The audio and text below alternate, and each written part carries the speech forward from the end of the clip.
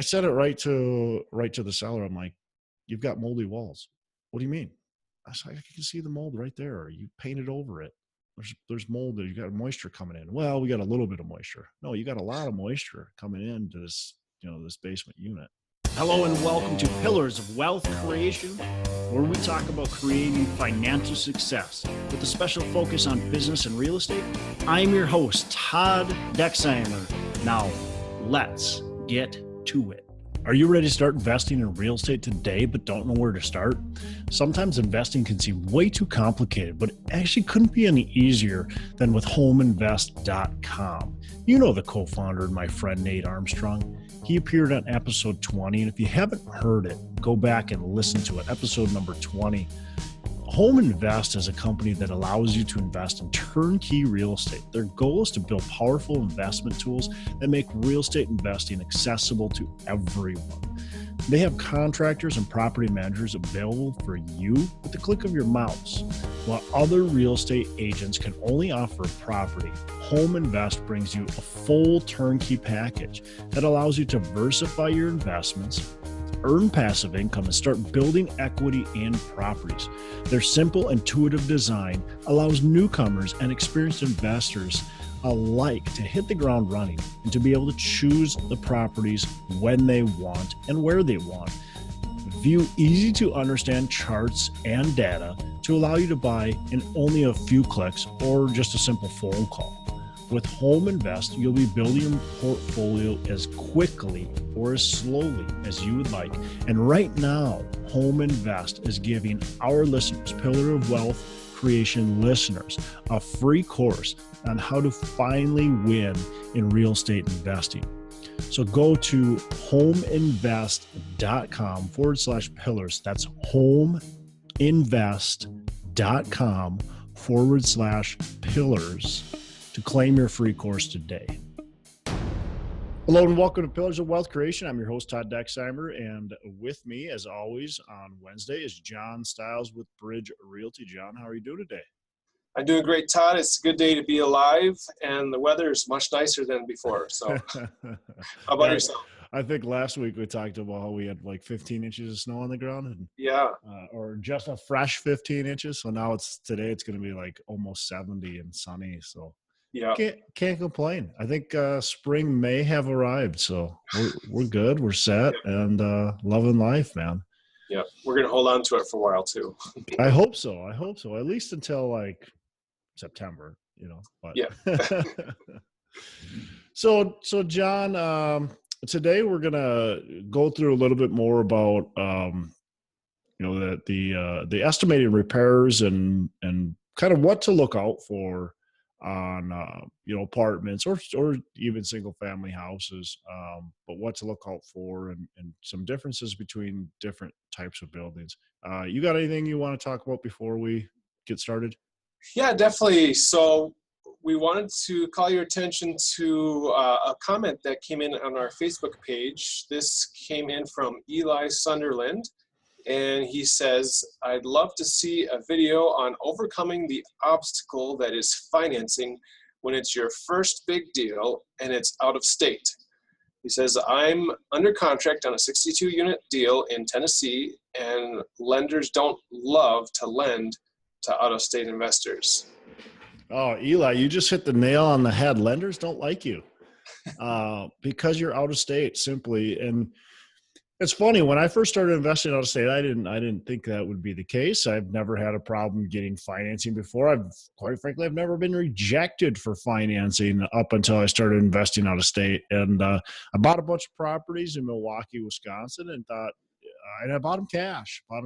And I think I bought 3 of them all cash, and then renovated them, got a tenant in them, and decided it's time to go get some financing. And I got rejection after rejection after rejection after rejection after rejection from these local banks. I'm going, what is wrong? Is there something wrong with me? Is there something wrong with the properties? What is wrong? And it was just because I was out of state. I mean, over and over, I was out of state, and they didn't like that. So I did finally get some financing. We'll talk about that in a second. And I have since bought quite a few properties. I bought 2 more in Milwaukee, 2 or 3 more in Milwaukee, 3 more, yeah. And then I bought several properties in Cincinnati and in Kentucky. And so it is possible to get financing. It's just very, very challenging. So a couple things to help you along, Eli, and anybody else who's interested in this topic. And we probably could spend a whole podcast on it, so we're not going to. So I'm just going to give some quick tips.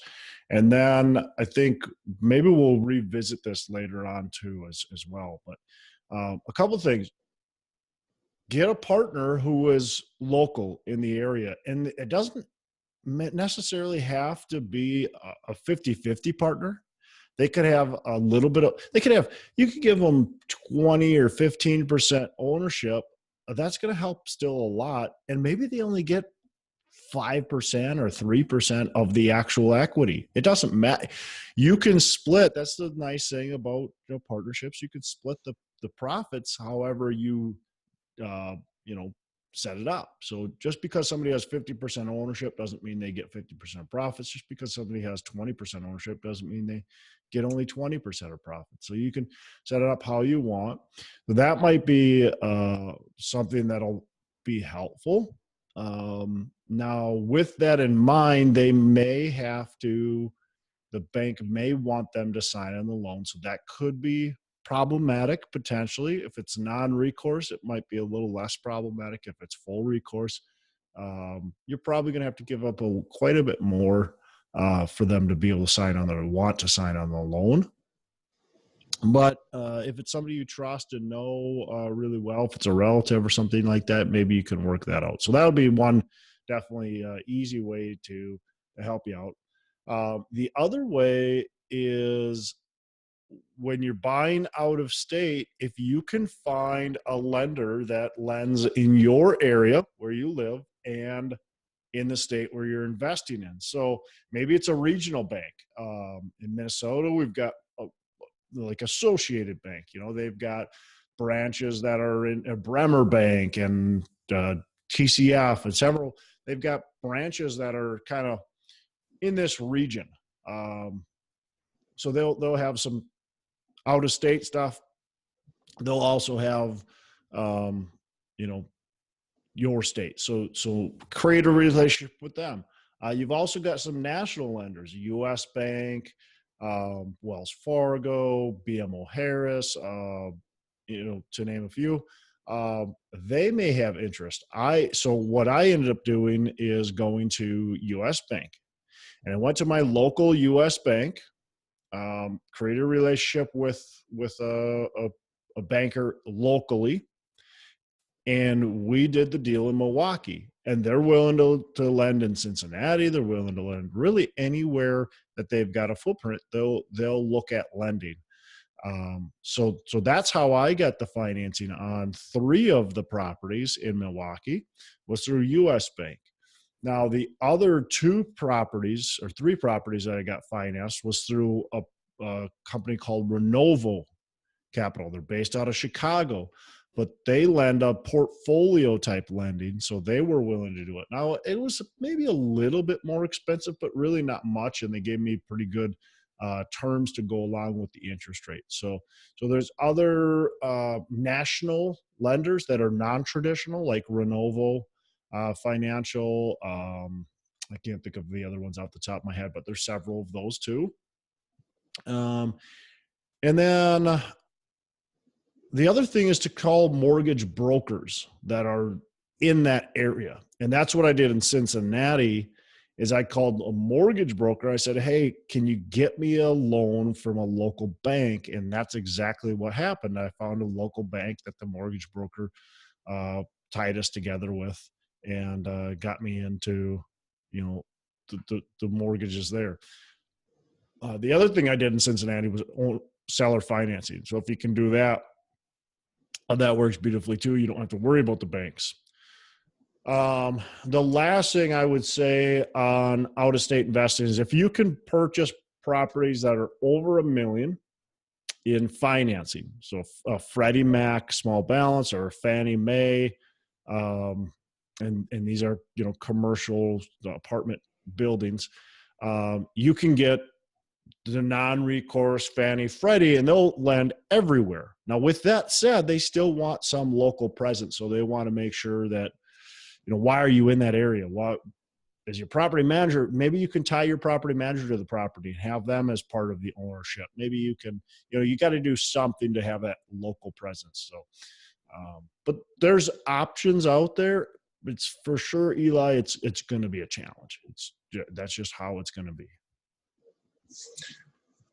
Well, that's a really great answer there, Todd. You've given us lots of options between finding a partner, finding a bank that has a footprint in multiple locations, including your own, where you live, working with a regional bank, working with a national lender, and working with Fannie and Freddie, right?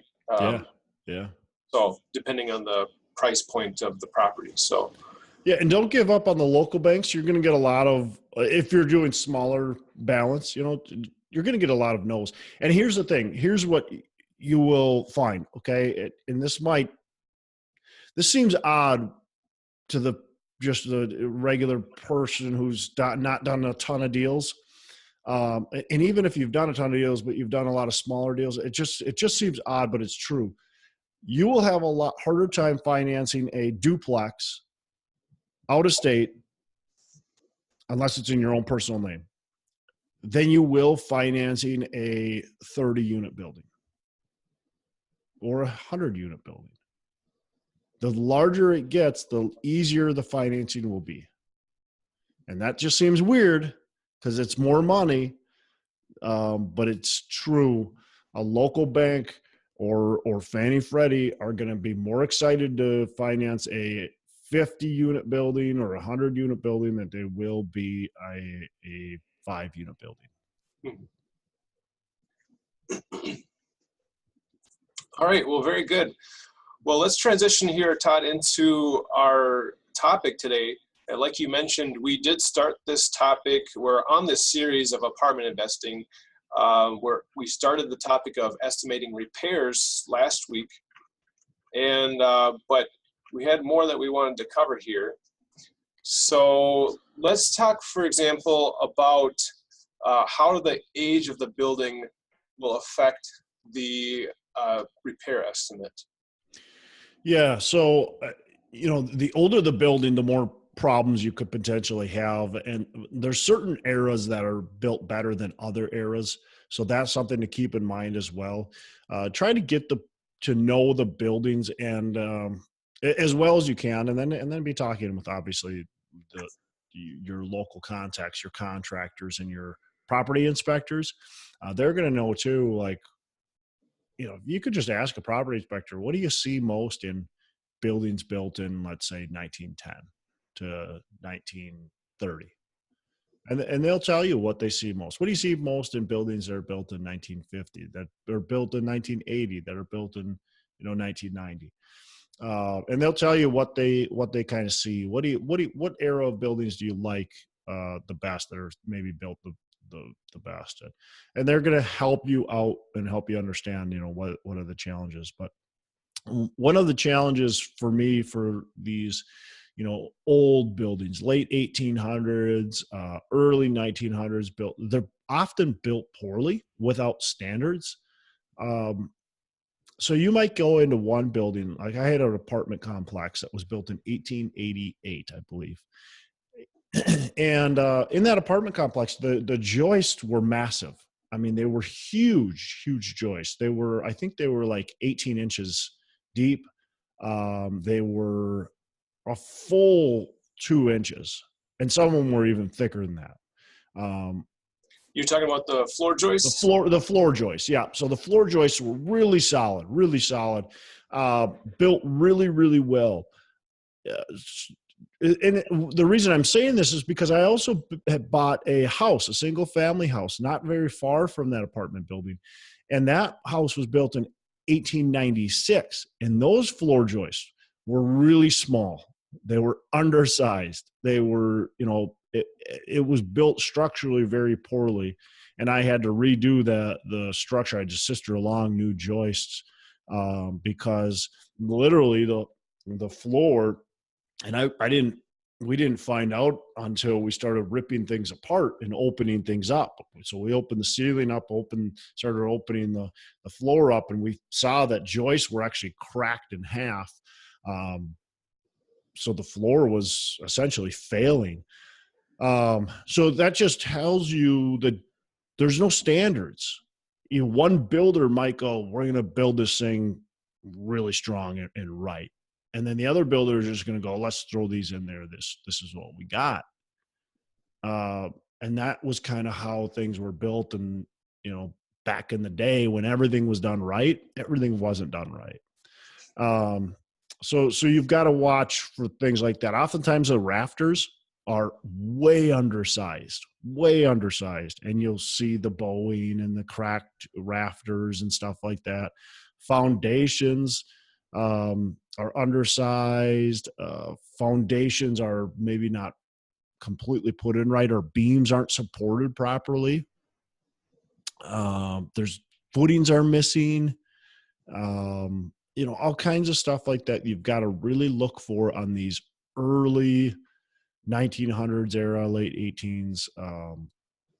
Just lots of structural problems with those buildings, or potential structural problems with those buildings. This same building that had the joists, the floor joists that were really, sturdy and stable, it was a brick exterior. Well, they what I would say is that from poor installation, they poorly installed the brick, and now the brick was failing on the outside. So just things to look out for. The construction is just not done well. Yeah, I can give you an example of footings, like you mentioned. Like I've got a 4-unit building where it has the front porch, which has since been turned into a sleeping room. Yeah. And that front porch wasn't built on top of the foundation. Right. So it's a stucco exterior, and you can tell there's a little bit of cracking and a little bit of settling in that stucco because, it doesn't have the proper support and foundation or a footing in place underneath that sleeping room porch. So. Yep. Yeah, that's going to be almost 100% of the time, John, is when you're buying this old, cool Victorian, 1910 whatever house, and it's got that front porch on it, which is beautiful, awesome. It doesn't have footings, and you're going to have problems with movement, and that's just how it is. And if you got a finished space, that's exactly what's going to happen. That's almost like 100% of the time, it seems like. The other thing that happens too is the grading. So the grading settles, and they didn't pay attention as much to grading as we do now. So you're going to have grading that goes into the building. So you're going to oftentimes have moisture that goes into the building. If you don't have moisture, you've had years of likely that grading coming down and moisture coming down the walls, and hydraulic pressure is trying to push the walls in, whether it gets into the house or not. Either way, that hydraulic pressure is pushing those walls, forcing them in. You might have some good cracks in those buildings, which you really want to look out for. We'll talk about the cracks and the differences in those, but that's something to really be concerned about. So the grading can be an issue as well. And then the gutters, a lot of them didn't even have gutters until recently, or maybe they still don't even have them. And so that can also cause a lot of hydraulic pressure as well. If we don't have the water going away from the building, we can have problems. Yep. That is a huge concern in a lot of properties. Just is the basement wet? Is it humid? Is it moist? Mm-hmm. A lot of times that can be fixed with grading. Sometimes it can't be, but most of the time that's one of the main fixes you look towards.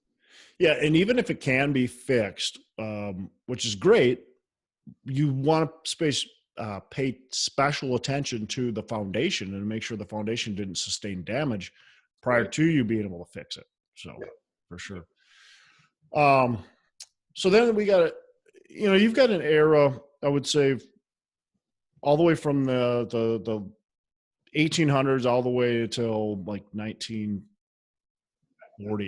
where these are some of the problems that can happen. Then in the 40s, 50s, and especially the 50s and 60s, and even in through the 70s, you have very well built houses for the most part. Um, the biggest challenge on those houses is not how well they're built. You do have the grading issues that we already talked about, so you've got to watch out for that. You do have that hydraulic pressure that can happen, and that's in any age house that's really over like 10 years old. You got to watch the grading because grading settles. But what you've got a couple main factors that are challenges on these houses. Is it's built before 1978. It often has lead and asbestos in it. So we need to watch for that. If that lead or asbestos is basically open and potentially peeling or cracking or fraying, then we've got some environmental issues and we've got some potential lawsuits on our hands if we buy this building and we don't take care of those things. If you've got lead, let's say you got those old, beautiful windows and they're opening and closing, but you've got lead anywhere that was painted on the window or painted on the sills or anything that's opening and closing, that's causing dust every time. And that's getting into the little kids' lungs, and that could cause some lead poisoning in those children. And whether they got it from your property or not, they're going to look at you first if your building's built before 1978 and you've got potential issues. So they're going to do some testing and make sure. So, replace those windows with the vinyl replacement style windows, and you've got no problems. You've also, watch for peeling and cracking paint. Obviously, those are really obvious things. And then watch for, we've got a lot of our boiler lines that were wrapped in asbestos. Watch for that. If it looks like there's insulation on it, likely that's asbestos.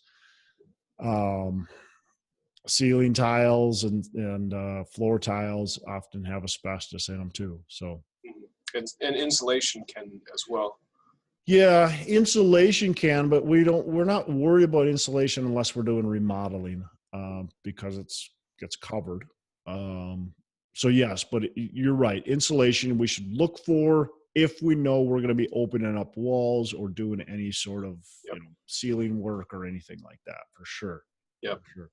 And just know that if you buy a building built before 1978 and you do disturb a lot of the walls, you should be testing them for lead, because if they have lead in them, you need to take care of them properly. The EPA has standards now, and they've had them for going on close to 10 years, where you have to be EPA certified to work on a house that has lead in it.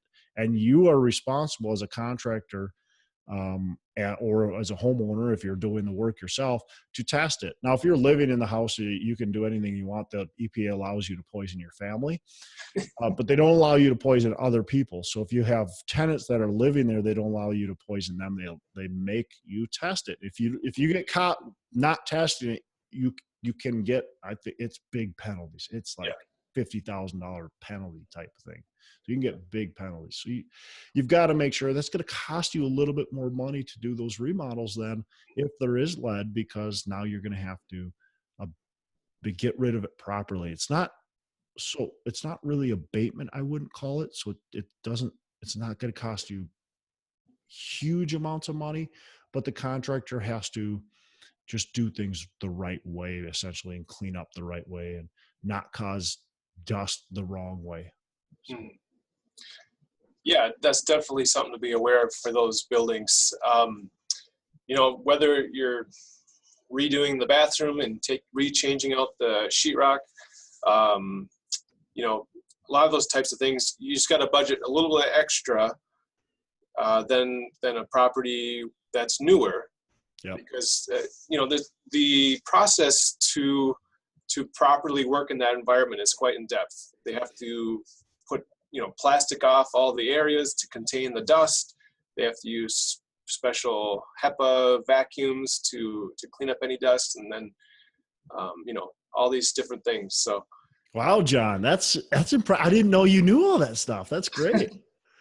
Most people have no clue that you have to do that stuff. So that's awesome that you know that. Yeah. A couple of years ago, I went through that training. You did. Awesome. Yeah. So okay. I was renovating my own building and wanted to make sure I was following the rules. So well, good for you, because most people don't pay any attention to that. They just go and do it, and then all of a sudden somebody gets sick, and now you're in big trouble. So you don't want to get into it afterwards and then have somebody walk in, a city inspector or even a tenant, and something happens. Yeah. And then they ask you, where's your reports? Where's your records of the test results? What records? Well, what are you talking about? Yeah. So the other thing, John, you've got an old fourplex, and you were telling me you've done some plumbing work to it. Why? What's the problem? Yeah, the older buildings have quite an interesting combination of different materials used for the pipes. So a lot of it's galvanized pipe. Then it could be mixed up with some steel. Then it can be mixed up with some, all sorts of different things. Yeah, with copper, with plastic, with lead. Yeah. So when you have those different materials joining together, a lot of times they fail at the joints. Or just the galvanized pipes, it corrodes and rusts over time, and you'll get little pinhole leaks or lots of corrosion at the joints. So yeah, when I had my bathrooms in the building renovated, there's a huge stack that goes up the middle, and that was all sitting kind of crooked like this. And, it was just time to update that to the modern PVC. And, so you got to plan for those things. Yeah, and what happens with both galvanized and cast, like you said, they develop these pinholes. But what also happens too is galvanized water has, crud in it. It just has stuff in it. I don't care that it's been filtered and you think your water is completely clear and clean. It's got calcium. That's one of the biggest things that's going to happen. But what it does is, as it runs through these lines, it breaks up the galvanized, the calcium builds up. They build up on a lot of the fittings that are there, and they eventually create this little tiny hole that the water goes through, and so you lose that water pressure. So if you're living in an old house and you got that water pressure, you're like, what is going on? It could be just as simple as the filter on your faucet that you just need to unscrew and rinse out. But it could be that your galvanized lines have basically, they're instead of being a 1/2 inch in diameter, they're, an 1/8 inch in diameter, and barely any water can get through them.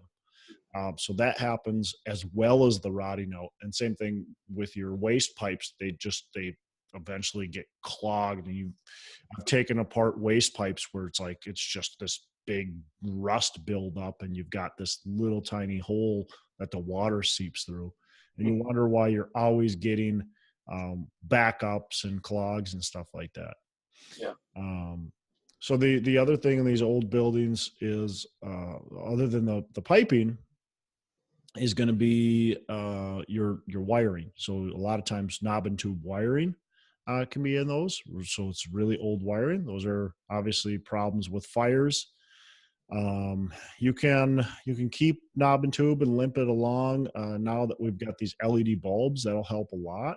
If you put LED bulbs in, that gets the fixtures don't get nearly as hot, so that'll help. But it's just, knob and tube is definitely old and oftentimes really brittle and cracks and causes fires.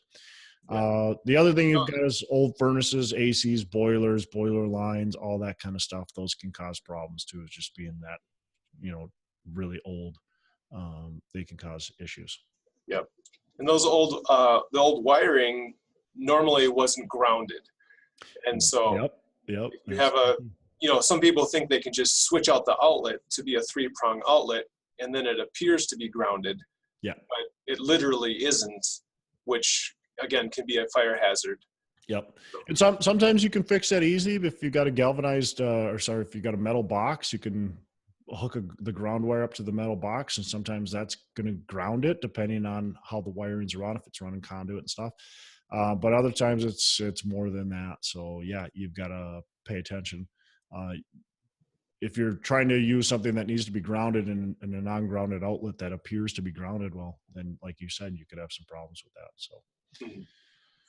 So the 1980s and 1990 buildings, those ones are the interesting ones. I personally don't like those buildings very much. Now the late 90s are typically fine, but like I'm talking like early 90s, they're just built really cheap. And that's in my experience, and that's not always the case, but oftentimes the case. They look nice, but they're just cheap. And you've got undersized joists, you've got squishy, spongy floors, you've got bold walls, you've got, wavy roofs. They just put in cheap material overall, and they skimped on like everything. And I don't know why, but that was the era of like, let's just put up a bunch of crap and see if people buy it. Because to me, that's what a lot of those houses are. They're just cheap. And I don't know if there just wasn't good code enforcement or what happened during that era, but personally, those houses can look really nice on the outside and just be just cheap. So just pay attention, I guess, to some of the things. A lot of the problem is seeing things. You look at it, oh, that looks nice, but just try to pay as much attention as you can with the building. Does it feel good? Like as you walk, is it weird, kind of like echoey? Are the floors spongy? Do you feel like you're kind of going on this like bumpy floor? When you look at the roof, are there waves everywhere? Look at the walls on the outside, kind of put your eye on them. Do they bow? Do they do funny things? Those properties, if they were built and they put vinyl siding on them, that vinyl back then was just cheap and likely should be replaced. The vinyl now is 300 times better. It's still cheap, but 300 times better. So just, look for things like that if you're going to buy that 1980 to early 1990 product. The good thing with those houses or apartments is they're going to have copper plumbing. They're going to have, it's all going to be set up with newer, more kind of in line with the times mechanicals, your HVAC and your electrical and your plumbing are all going to be kind of set up with newer style. So it's easy to replace furnace or, something like that. Yeah. And as you're describing all of these deficiencies of these various eras, somebody might get kind of cold feet about, I guess I have to buy brand new. Is that the kind of message you're trying to portray here? Yeah, absolutely. Buy brand new, because brand new is the best. And it is. You know what? Yeah, buy brand new. If you can buy brand new and make the numbers work and it looks, the investment looks solid, buy brand new. I would never tell anybody not to buy brand new, because you're going to get the best product. You're going to have the least amount of headaches, and likely you're going to have the most efficient building. Now we pay a lot of more attention on environmental and efficiencies and stuff like that. And so, yeah, buy brand new. But oftentimes that just doesn't work, right, with the numbers. And we're looking at different era buildings because the numbers work better, or that's just what's for sale. And we just got to be aware of the product that we're getting ourselves into and pay special attention to things that might be problems with that era of a building. Yeah. Most of my buildings are, I have 0 brand new buildings. Most of my buildings are older. And, I'm just aware of the issues that could potentially take place on those buildings, and I budget for them. Yep. I have a building I have a 3-unit building that was built fairly new, 2006. That's younger than I am. But interestingly enough, I've discovered there was some deficiencies with the way they built that property. It seems that they've insulated it so well that the house doesn't breathe very well. And so I've actually got a lot of humidity and moisture issues in my almost new building. So apparently that's been something they've discovered through that time period in the mid 2000s. Yep. And I think they do it much better. Yep. Now. So yeah. So from it's really from pretty much 2000, maybe late 90s, but all the way through about 2006-ish, 7. It's not that they insulated it too well. It's that they sealed it too well. So the building envelope doesn't have a chance to breathe, causing moisture trap. And so you can get moisture in between the walls. And if there's moisture in the insulation in our environment, it freezes. And then in the winter, the moisture or the insulation is no good, because how insulation works is it's air pockets. That's what makes it, good. And so if we eliminate air pockets through ice pockets, the air that cold air can just transfer right through it. So yeah, that 2000 to 2006 can have problems. Yeah. So it's good to know. I mean, that's exactly what we're talking about. Know the issues of the buildings and know the potential holdups that you're going to have. And if you know that, hey, this building might be too tightly, sealed, what can we do? Well, we can put an air exchange, unit in there. Maybe we have to do 2 of them, 1 for each floor. But that might be a simple fix. It might cost you, $500 or $1,000 or whatever, but just knowing that we need to budget for that is important. I'm going to have to get you contact for that, because the quotes I'm getting for air exchangers are much more. Yeah, they're probably more than that. They're probably triple that, likely, or maybe even more than that. I don't know. You probably could do it if you do it yourself, you could probably do it for pretty cheap if you want to do it yourself. But all right, so let's talk about some things we want to really look for really in every single building. And I've got just a list, and I'm going to make it kind of quick because we're already getting, long here. But some of the things that I think you need to pay special attention to, it's going to be structural issues. That's the number one thing you want to look for. And you want to look for foundational issues, especially. So you want to look for cracks in the foundation. Now, you've got several different types of cracks in your foundation. You've got a long horizontal crack, and that is the one you want to really look for. If you've got a long continuous horizontal crack, you can put like a 6-foot level on that, or a straight edge of some sort, 5, 6, 7 feet tall, and put it up on that wall, and you'll be able to see, does it bow or not? And likely if you've got that long crack, it's going to be bowing, and that wall could eventually cave in or cause enough structural damage to the house for failure.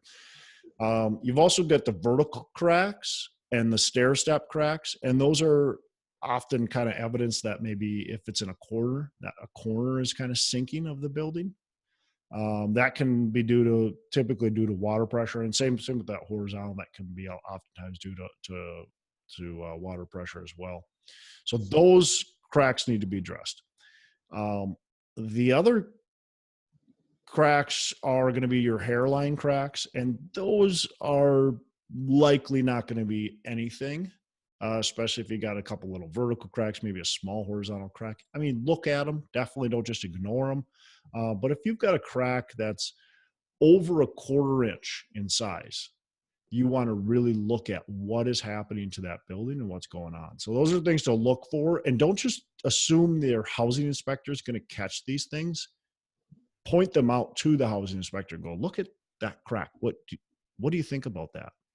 And if they say it's nothing, but you're really still a little nervous, then you might want to hire an engineer to look at it, or get a second opinion, get a contractor or something like that. Yep.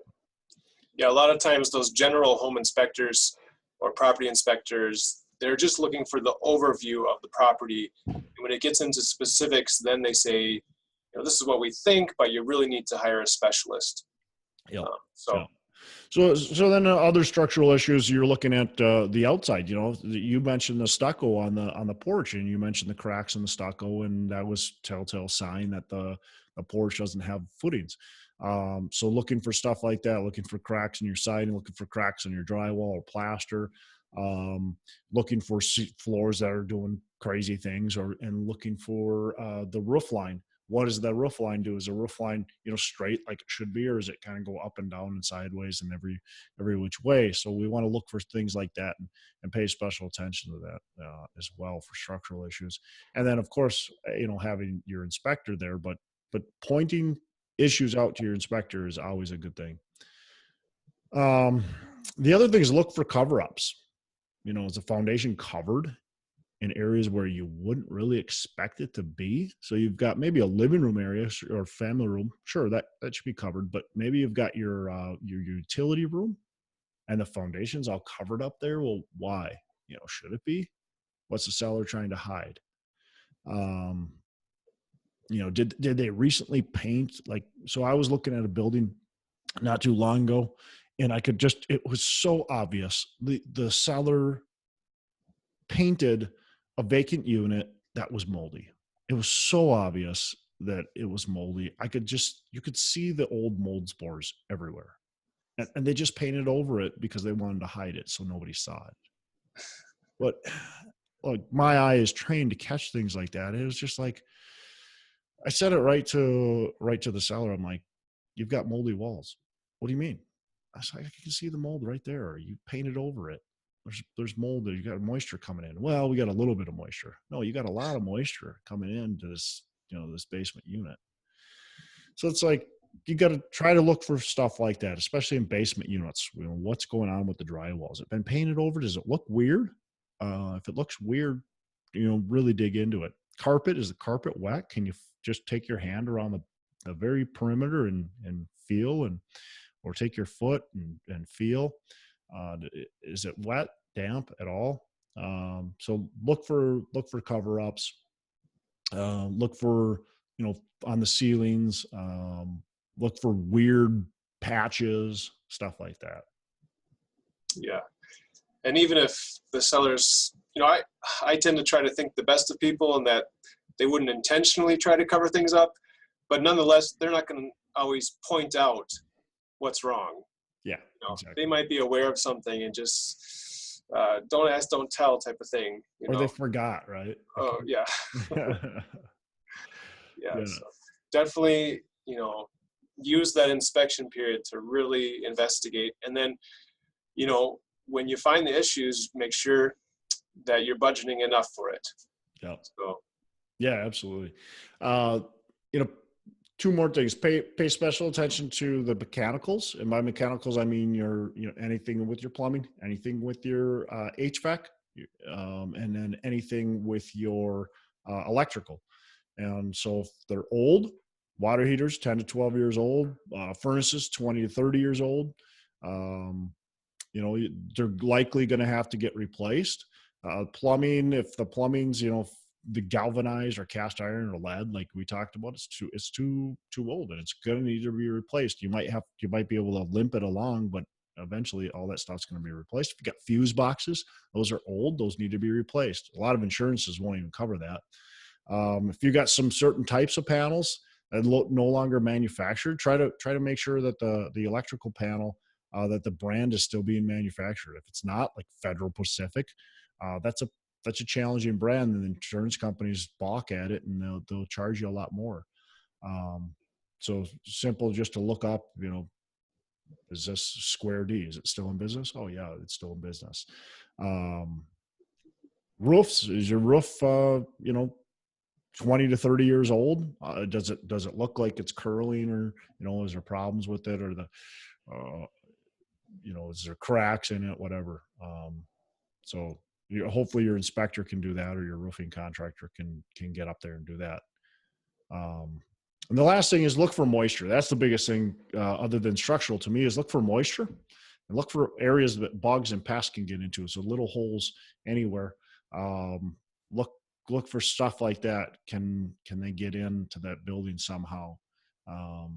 Bees and birds and bats and squirrels, they can just do major damage to your building. So pay attention to that. If you see a bird flying out of your building, you've got some issues there, right? Yeah. It can be a very challenging thing. Squirrels are really hard to get rid of, and they can cause major damages. They can cause fires as well. So yeah, they're insects and rodents are very challenging and can cause major damage. And of course, you've got termites and carpenter ants; those can cause major damage. So just pay attention to that, and hire inspectors is very critical, and try to make sure they look at all the building, the whole envelope, everything inside, outside, and all. And it's going to cost you a little bit more money to hire a exterminator to come out and do a walkthrough of the building and tell you there's no termites, but it's worth it, because if you do have termites, A, you want to take care of it, B, you want to make sure it hasn't gone too far before you buy the building. Mm-hmm.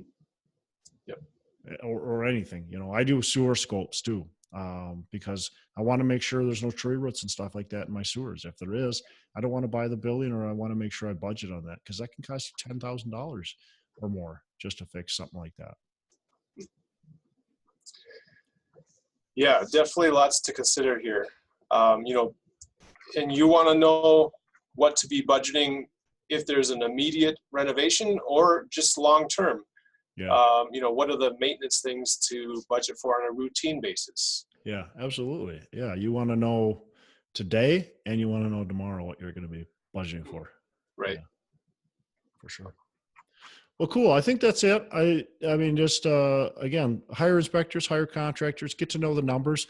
You're not going to potentially become an expert in all this stuff. That's why we talk about teams and building your team. So make sure you have, if you're not the expert, make sure you have experts in place. And even if you are the expert, make sure you have other people backing you. I mean, I know this stuff very well. I'm a licensed contractor. I've been doing this for a lot of time, a lot of years.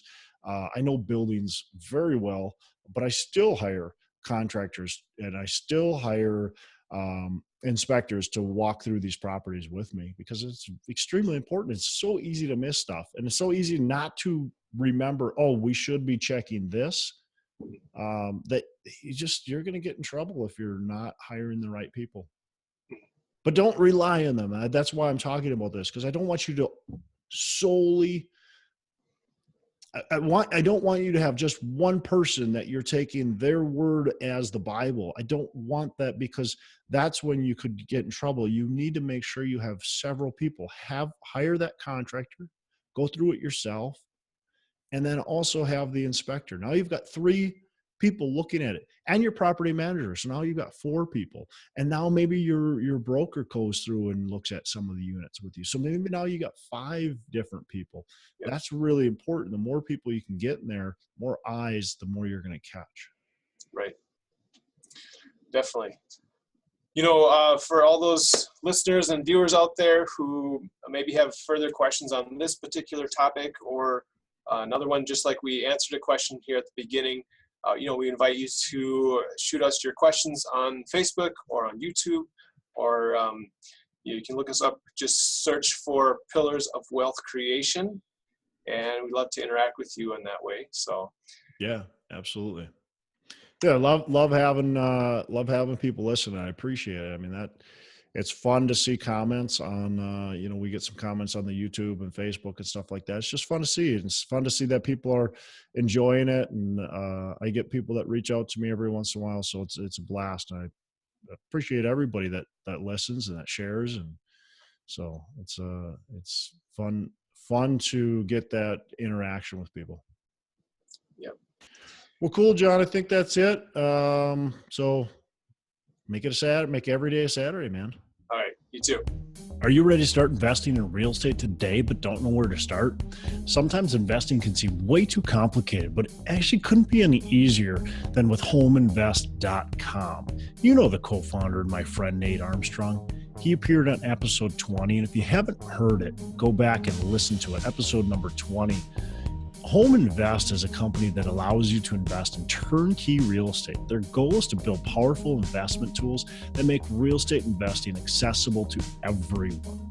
They have contractors and property managers available for you with the click of your mouse. While other real estate agents can only offer a property, Home Invest brings you a full turnkey package that allows you to diversify your investments, earn passive income, and start building equity in properties. Their simple, intuitive design allows newcomers and experienced investors alike to hit the ground running and to be able to choose the properties when they want and where they want. View easy to understand charts and data to allow you to buy in only a few clicks or just a simple phone call. With Home Invest, you'll be building your portfolio as quickly or as slowly as you would like. And right now, Home Invest is giving our listeners, Pillar of Wealth Creation listeners, a free course on how to finally win in real estate investing. So go to homeinvest.com/pillars. That's homeinvest.com/pillars to claim your free course today.